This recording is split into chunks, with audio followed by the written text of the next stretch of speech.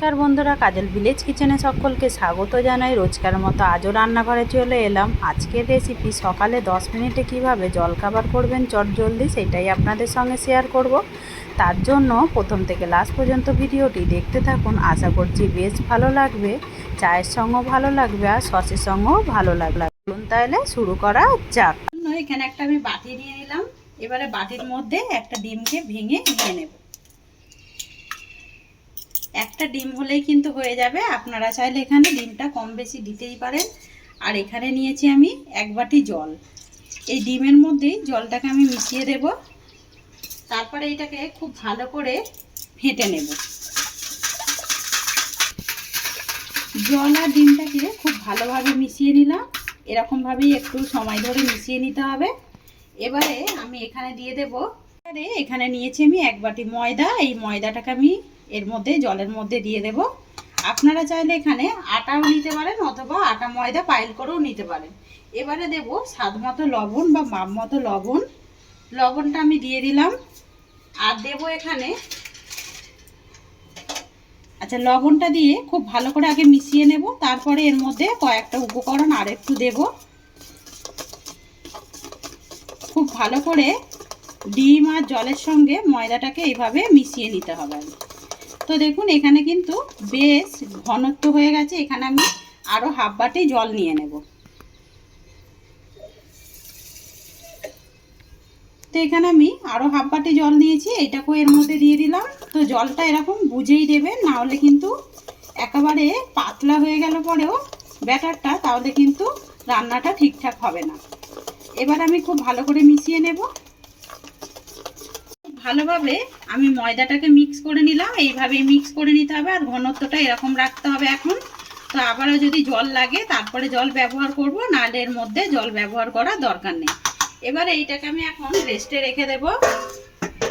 অপরদিকে এদিকে একটা গ্যাস অন করে একটা কড়া গরম হতে বসিয়ে দিয়েছি। ছোট দেখেই কড়াটা নিয়েছি। এর মধ্যে দিয়ে দেব 1 চামচ সাদা তেল।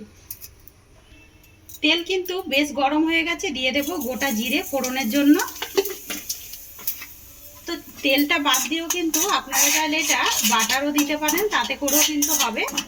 এবারে খুব বেশি পুড়িয়ে ফেলবো না, এরকমই কাঁচা কাঁচা ভাজা থাকবে। এবারে এখানে দিয়ে দেবো আমি একটা কুচিয়ে রাখা পেঁয়াজ। আর এই সময় গ্যাসটাকে একটুখানি আস্তে রাখবেন, না হলে কিন্তু সব সবজিগুলো পুড়ে যাবে। আমি একটুখানি খালি হালকা একটু নাড়াচাড়া করে নেব। পেঁয়াজটা যখন হালকা ভাজা হয়ে যাবে ফোড়নের সঙ্গে, তখন দিয়ে দেবো আমি এখানে ফুলকপি নিয়েছি টুকরো করে, ছোট ছোট করে কেটে রাখা। ফুলকপিটাকেও দিয়ে দেব। এবারে আমি দিয়ে দেবো এখানে বেশ কিছুটা গাজরকে এইভাবে আমি কেটে নিয়েছি সরু করে, মানে মাঝখান দিয়ে ফালা করে সরু করে নিয়েছি, যাতে করে টুকরোটাও বেশ দেখতে সুন্দর লাগে। এই কেটে রাখা একটা গাজরও দিয়ে দেবো এখানে। দিয়ে খুব ভালো করে মিশিয়ে নেব। যখন রুটি পরোটা খেতে ইচ্ছা করবে না, এইভাবে একবার জলখাবার করে দেখবেন, তাতে করে সকালে চায়ের সঙ্গেও ভালো লাগবে। আর কিন্তু এটা যে কোনো সসের সঙ্গেও ভালো লাগবে। যদি একটু টমেটো চাটনি করে নেন তাতে করেও ভালো হবে। এবার আমি এখানে দিয়ে দেবো বেশ কিছুটা ক্যাপসিকামকে কেটে রেখেছি, এটাও দিয়ে দেব। আর দেবো এখানে কাঁচা পাকা লঙ্কা কুচিয়ে রাখা। চাইলে এই কাঁচা পাকা লঙ্কাটা বাচ্চাদের জন্য করলে এটাকে আপনারা কম বেশিও দিতে পারেন অথবা বাদও দিতে পারেন। দিয়ে এবারে সমস্ত উপকরণগুলোকে আমি একটু নাড়াচাড়া করে নেব। দেব স্বাদ মতো লবণ বা মাপ মতো লবণ, তাতে করে খুব তাড়াতাড়ি খুব সহজেই কিন্তু এটা নরম হয়ে যাবে। সবজিগুলোকে 2 মিনিট ধরে হালকাভাবে একটু নাড়াচাড়া করে নিলাম, যাতে করে সবজির কাঁচা গন্ধটাও চলে যায় আর একদম নরম হয়ে যায়। এইভাবেই সবজিগুলোকে ভেজে নিতে হবে।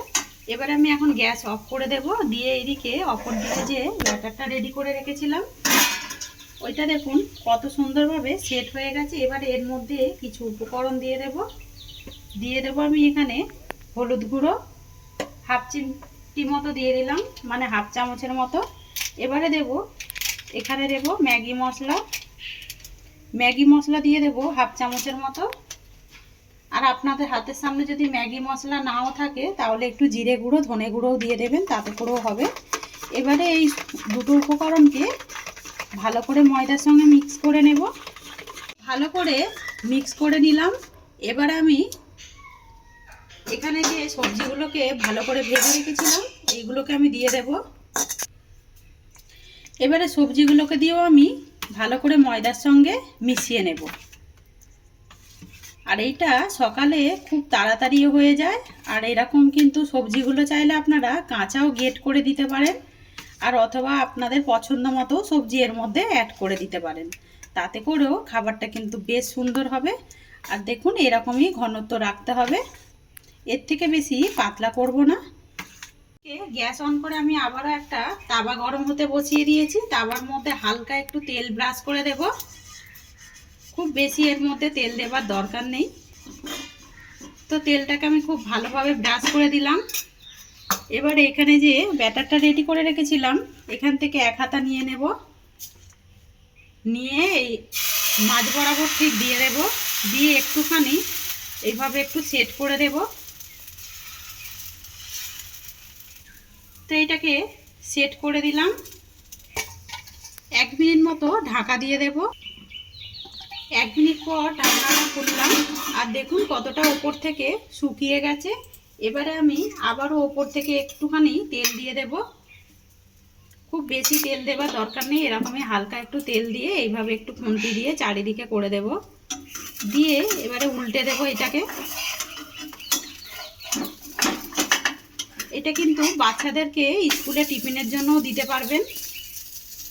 তো 2 পিঠ এটাকে উল্টে পাল্টে ভেজে নিলাম। আর ভাজাটা দেখুন এইভাবেই একটু লাল লাল করে ভেজে নিতে হবে। তো এবার আমি এটাকে ফোল্ড করে এইভাবে একটু মুড়ে দেব। তো এটাকে ফোল্ড করে সুন্দর করে মুড়ে নিলাম। আর খাবারটা দেখুন কতটা সুন্দর হয়েছে দেখতে, আর কতটা তাড়াতাড়ি হয়ে যায় সেটা কিন্তু দেখতেই পেলেন। বাড়িতে থাকা কয়েকটা জিনিস দিয়েই আমরা কিন্তু এইভাবে চটজলদি খাবার করে নিতে পারি। আমি আবারও তাওয়ার মধ্যে একটু তেল বুলিয়ে দেব। তেলটাকে দিয়ে আমি এখান থেকে এক হাত ব্যাটার নিয়ে ঠিক যেইভাবে আমি মাঝ বরাবর কড়া দিয়ে একটু চারিদিকে এইভাবে একটু সেট করে দেব। আর এইটা বাঁকা টানারও কোনো দরকার নেই, যেহেতু সবজি রয়েছে। আবারও ঢাকা দিয়ে দেব, দিয়ে সমস্তগুলো গড়ে নিয়ে ফিরে আসছি। সমস্ত খাবারগুলোই আমি গড়ে নিয়ে ফিরে এলাম। আর খাবারগুলো কতটা নরম হয় সেটা কিন্তু দেখতেই পাচ্ছেন। তো আজকের রেসিপি আপনাদের কিরকম লাগলো কমেন্ট করে জানাবেন। যদি ভালো লেগে থাকে একটা লাইক করে দেবেন, বন্ধুদের সঙ্গে শেয়ার করবেন, আর এই ছোট্ট চ্যানেলটিকে সাবস্ক্রাইবার করে নেবেন। আমার এরকম নিত্য নতুন রান্নার জন্য পাশে থাকা বেল আইকনটি প্রেস করবেন। সবাই ভালো থাকবেন, সুস্থ থাকবেন, ধন্যবাদ। আবারও নতুন রেসিপি নিয়ে ফিরে আসবো। আজকের মতো এই পর্যন্ত।